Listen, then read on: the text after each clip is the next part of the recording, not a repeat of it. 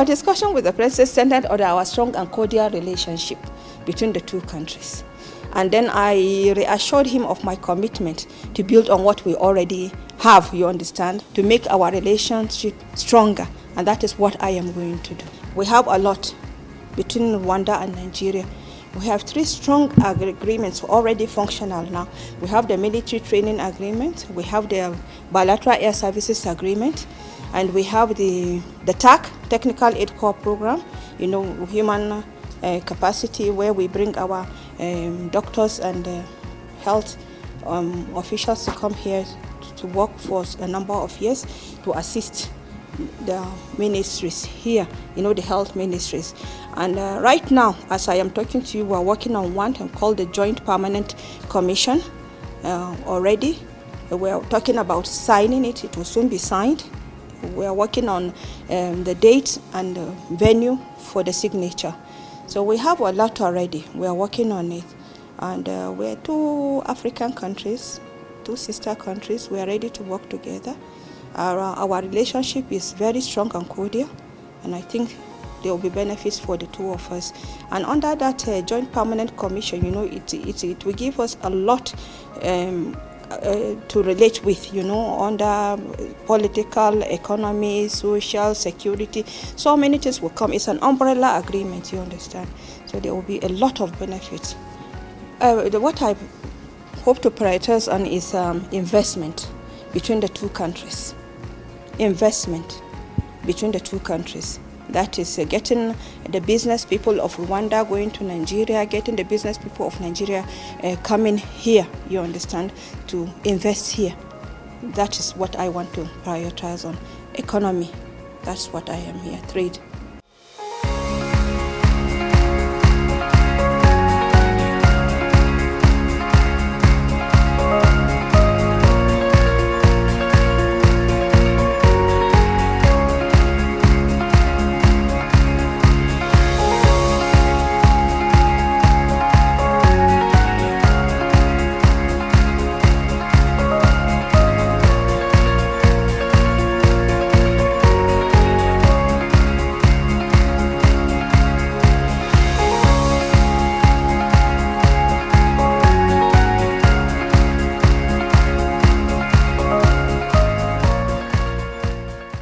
I am delighted to be in Rwanda as the High Commissioner for the United Kingdom.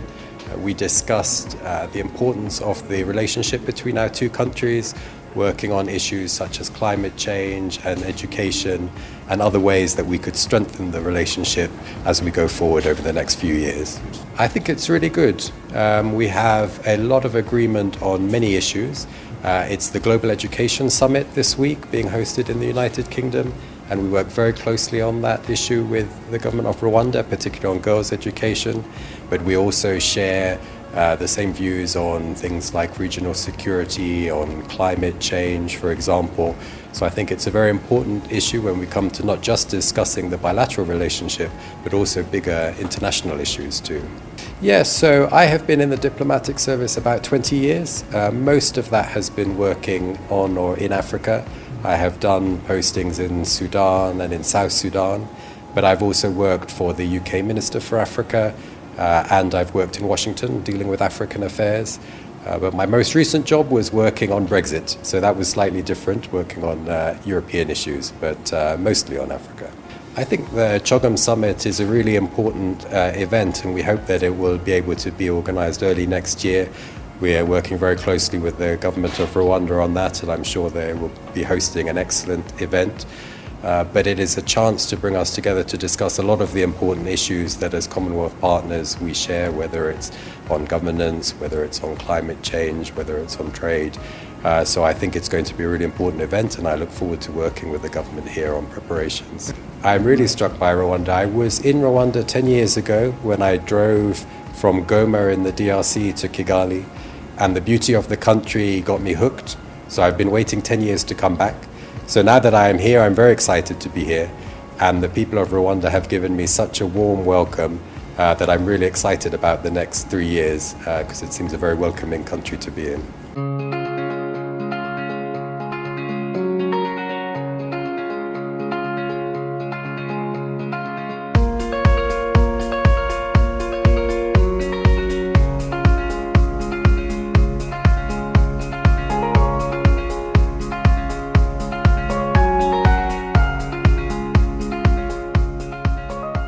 Alors ma déclaration sera improvisée, mais c'est simplement pour dire combien je suis heureux d'être ici.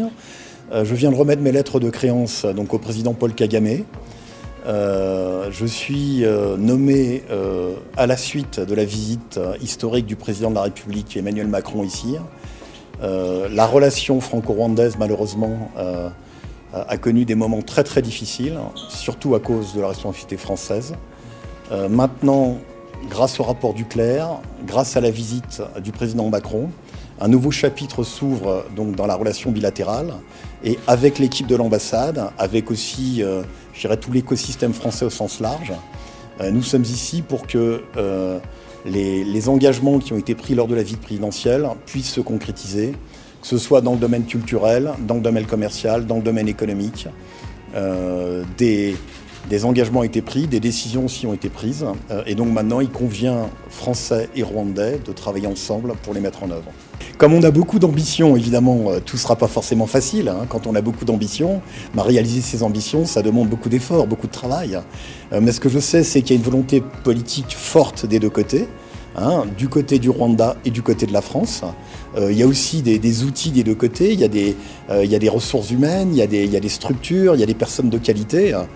Donc il n'y a pas de raison qu'on n'y arrive pas.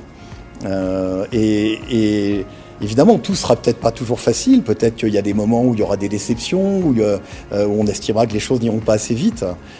Mais je suis convaincu que compte tenu de la nouvelle dynamique de la relation politique bilatérale, compte tenu aussi des outils qu'on va mettre en place. Hein. Quand le président Macron est venu, il a inauguré le centre culturel francophone à Kigali, hein, qui, je l'espère, pourra ouvrir ses portes dès que ça ira mieux sur le front de l'épidémie.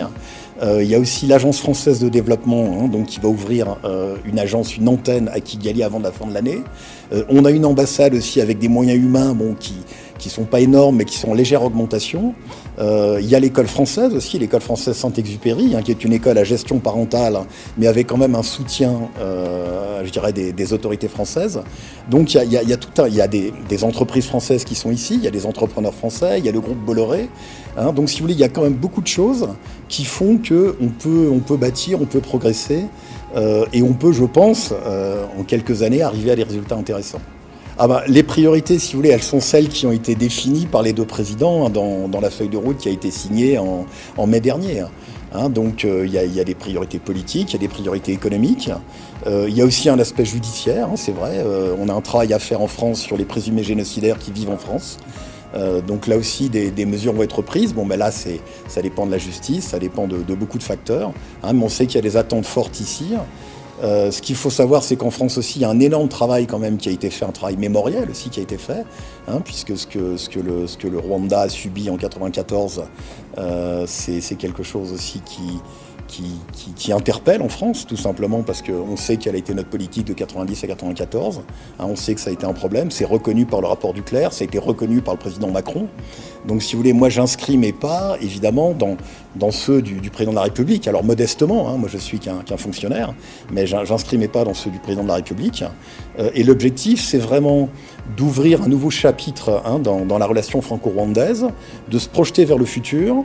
Mais pour se projeter efficacement vers le futur, il faut aussi être clair sur le passé. Hein, et je crois que la France ne l'était pas pendant quelques années. Et maintenant, elle l'est. Hein, et ça, c'est décisif, c'est important. Et je pense que d'ailleurs, si je peux être ici aujourd'hui, c'est aussi parce que la France est claire sur son passé.